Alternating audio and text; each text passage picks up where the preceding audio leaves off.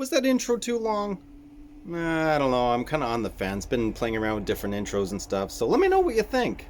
I like the way that it's broken down, by section to show the photography that I do, and yeah. But anyway, leave a comment below and let me know if you think the intro was too long, if I should shorten it up, change it up. Give me some ideas, and I'm gonna make it happen.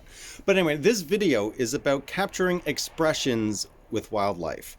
Uh, it can be done, and it really does elevate the images that you get. So I basically just going to do a voiceover of photos explaining what I was looking for and how I made it happen, and let's just get on with it. So this one here, I wanted to try to capture what looked like a conversation between the two mourning doves. So as you can see here, the concentration on this one's face, it's like it's really trying to drive some kind of point home with the other mourning dove right in front of it. So I thought this was interesting. This took a while to be able to nail because I had to wait for two mourning doves to be face to face.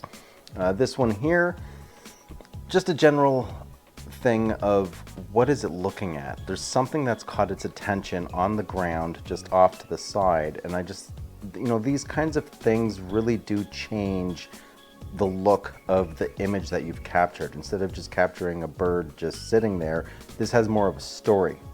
In this one, obviously it's just looking down, but it's facing directly towards myself.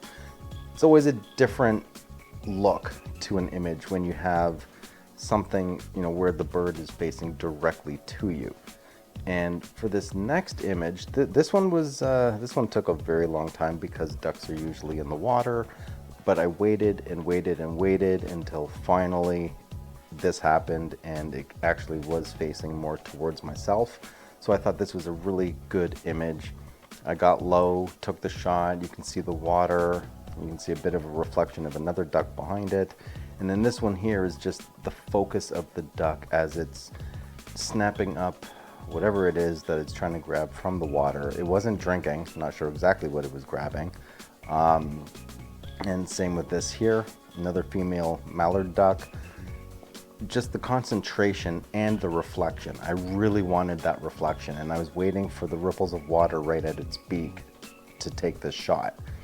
This one here, I didn't want as much of a reflection, I wanted more of a reflection. I didn't want as many ripples.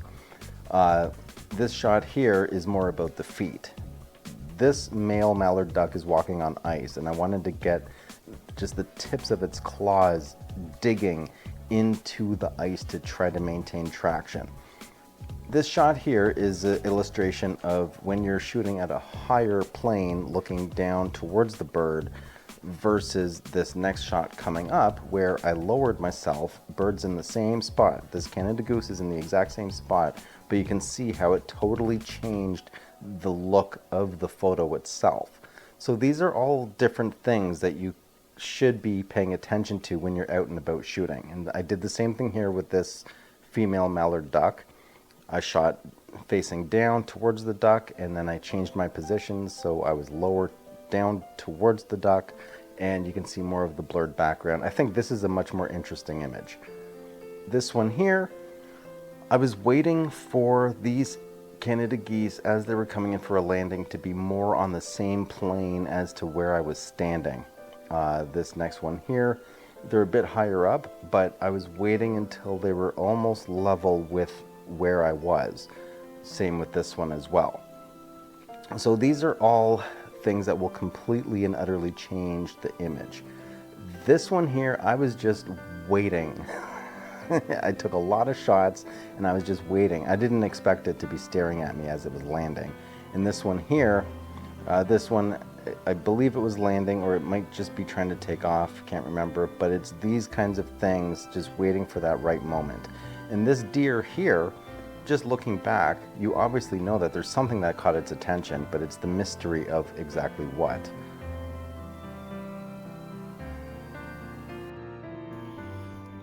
So there you have it. That is capturing expressions in wildlife. Something a lot of people don't really think much about, but it really does change the expression, not really expression. It really does change the imagery of your photo. It can be something funny, it can be more intriguing. That's the word I'm looking for. Gets you more intriguing photos of wildlife. Even chickadees can all of a sudden be very, very interesting, even though they're everywhere. So anyway, if you like the video, leave a like. If you have not already, please do subscribe.